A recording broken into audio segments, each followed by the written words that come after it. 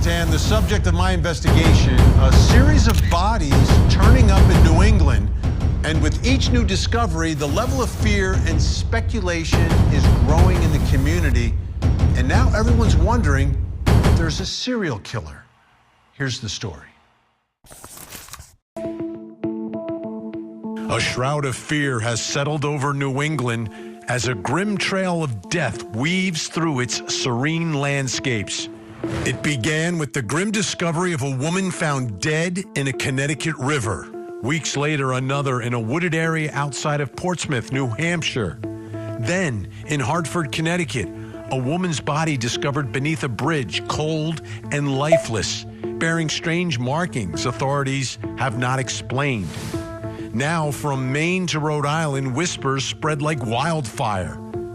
This is no coincidence. Locals are fearing a serial killer stalks the Northeast, choosing victims with chilling precision. Each scene eerily clean. No signs of a struggle. No connections between the dead. Just silence, mystery, and a mounting panic.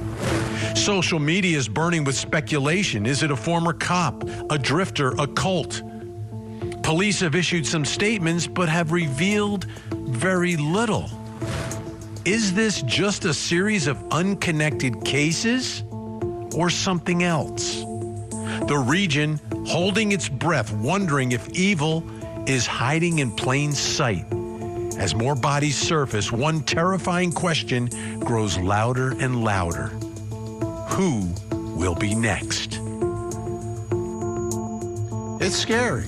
It's absolutely scary when there are bodies turning up and everyone is wondering, you know, the world that we live in. So at this point, take a look at this map, because this sort of lays it out. We say New England, but you can see where all these locations are: Norwalk, New Haven.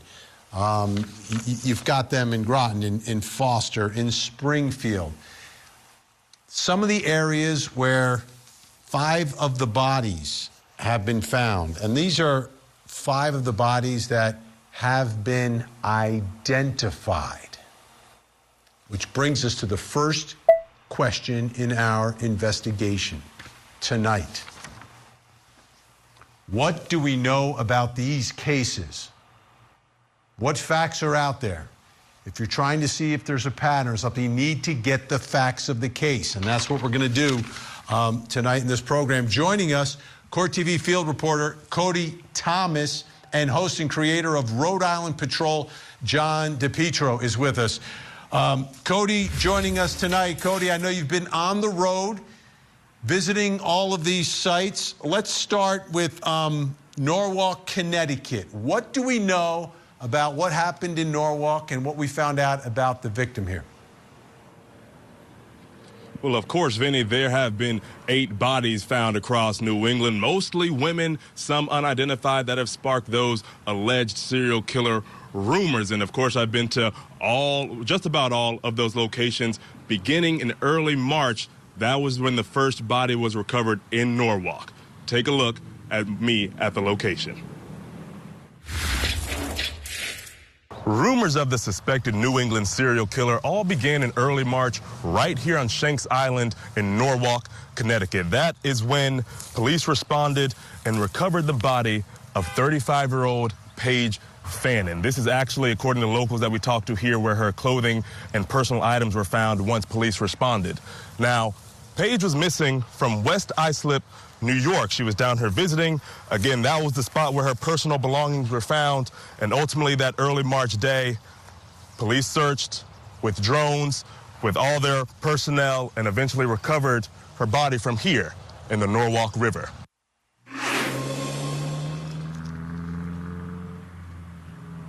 And of course, Vinny, that was a public park, a lot of foot traffic. There's people walking their dogs while we were there, out, some having their casting rods in the river fishing. So it's quite odd that she could just kind of vanish into thin air like that. It's sad and unfortunate. And was there anything else that was significant about the victim? Anything we know about the victim and why she may have been in that area? It's unclear this time, Vinnie. Again, she was from West Islip, New York. Her clothing and personal items were found right there, 35 years old. Unclear as to why exactly she was at that particular location on Shanks Island where the Norwalk River was. But again, unfortunately, that's where her body was recovered from. All right, I want to go to one more, Cody. New Haven, Connecticut. What have you found out about New Haven, Connecticut? Well, Vinnie, that is where 59-year-old Denise Liry was found in a wooded area just a little bit away from her house. She had been missing for months. Take a look at this location. Now, this brings us here to New Haven, Connecticut, here in the 100 block of Rock Creek Road. Now, this area is where another one of the identified bodies, 59-year-old Denise Liry, was found. Denise had been missing since September of 2024. Her body was found in late March of 2025 in this heavily wooded area. She actually lived on this street, and in fact, she had settled with her family in Atlanta, Georgia for a bit of time, but moved back up here to New Haven in 2022 to take care of her mother, who had had a stroke. But again, another one of the identified bodies found right here in this wooded area. And Vinnie, with this particular victim, I actually spoke with a spokesperson for New Haven Police about the investigation. Take a listen to what he had to say. She had some pretty severe mental health diagnoses that she was suffering from. Until we can definitively say, what killed her, we have to consider all options. But there's no indication from our perspective that Denise Liry was murdered.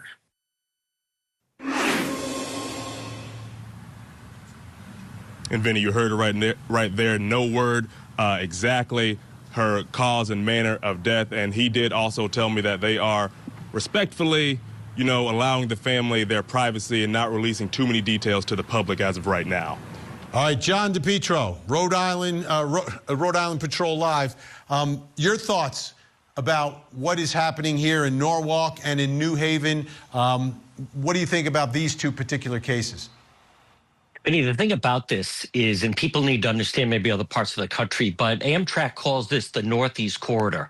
And it's a heavily traveled area where you start in New York and then you start to come north through Connecticut and into Rhode Island and then Massachusetts. And there's a lot of heavy traffic between, New York and Boston for a variety of different reasons. As far as the New Haven one, I was aware of that search. We do missing persons, and I was aware of that one. Two things about this that really stand out. The first one, someone visiting from Long Island, and then they turn up in a pretty public place, and it's still rather odd.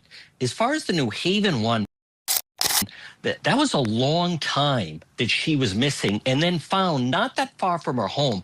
So I've spoken to a number of people in the area. There's a lot of speculation that is it possible that she wasn't initially where she was found and maybe placed there.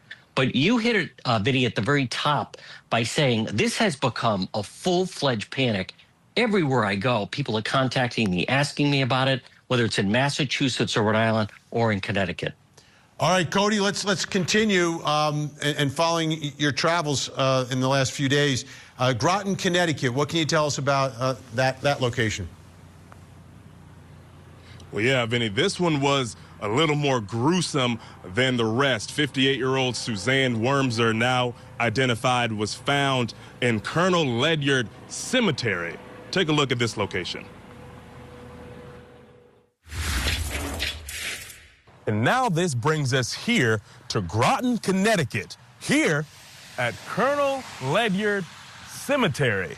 Now, the interesting thing about the victim and the body found at this location was that it was found dismembered in a suitcase. A passerby was walking down the sidewalk, noticed for a couple of weeks this suitcase sitting in the same spot, not moving. She thought it was suspicious. She called authorities. Authorities then came, noticed the suitcase, unzipped the suitcase to ultimately find that body, later identified as 58-year-old Suzanne Worms. Now, the interesting thing about this particular victim, there has been an arrest made. 68-year-old Donald Koffel was arrested in late April and charged with her murder, and authorities say the two were roommates. And Vinnie, this is actually the only one with an arrest made in relation to the body in death. Yeah, and there's a connection between the victim and the suspect in the case. So that I kind of understand that one. Tell me about Foster, Rhode Island. Yeah, Vinny, this is where 56-year-old Michelle Romano was found in a wooded area. She had been missing since August of 2024 in a kind of secluded wooded area as well. Take a look.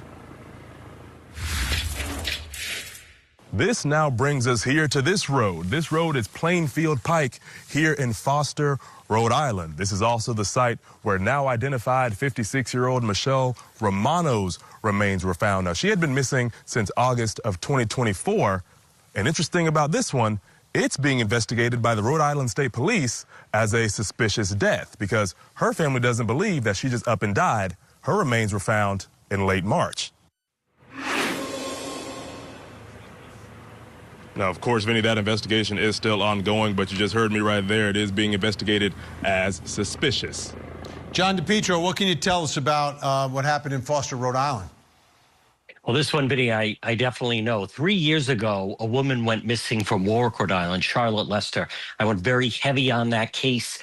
Charlotte's body was found this past November, less than a year ago, by a hunter. Her remains were found there in a shallow grave. There was an arrest made. Because of my work on the Lester case, I started dealing with Michelle Romano's family last fall. We did a series of videos, Vinny, in October, November, trying to draw awareness to the case. And then suddenly she is found there now. And he's exactly right, in Foster. Now, I've heard that it was in a ravine that she was found and by someone that was just out on a nature walk. So they found her. They revealed that the remains were identified positively as Michelle on Monday. On Tuesday, I was at the house where she had been staying in Warwick, and Vinny, for 2 days, the state police tore that place apart. Right now, there's still been no arrest. They continue to say it's a suspicious death, but something that's really important is there's a couple of things. Number one, there's no way she walked there. It's far that somehow the question is, how did she get there? How did she end up there? Also, state police put out a bulletin. They're looking for video footage. That's a kind of a desolate area where she was found off of, looking for any video footage, but only from February and March. So that leads to speculation. Is it possible that she had been taken somewhere else and lost her life and then placed there? This certainly got a lot of attention simply because we've been trying to build momentum for her disappearance. Absolutely. All right, we have one more I want to get to right now. Springfield, Massachusetts, Cody. Yeah, Vinny, 45-year-old Megan Meredith found unresponsive in a heavily populated area, Vinny, just about a block away from the NBA Hall of Fame. Take a look.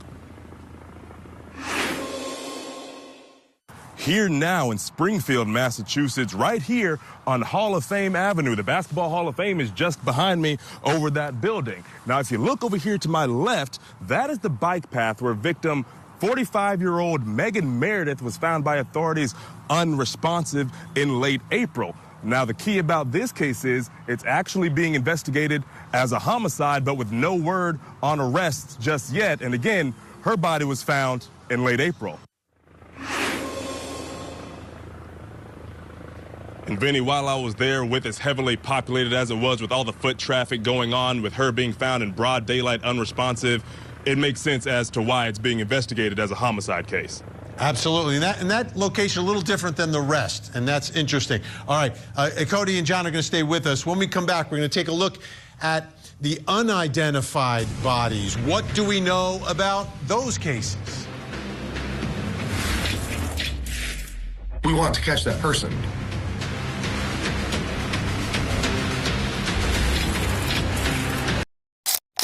Does Karen Reed a killer girlfriend? She's guilty. Or the scapegoat in an elaborate cover-up? Karen Reed was brave! We know who did it. The Karen Reed murder retrial. Live coverage weekday mornings. How did you like this interview? Please do tell me by commenting. If you have any doubts, please tell me your question and whatever doubts you have in the comments section. I will try my best from my side to reply to you. And please do subscribe to my channel to watch these suspense-filled interviews and true crime documentary videos. Thanks for watching.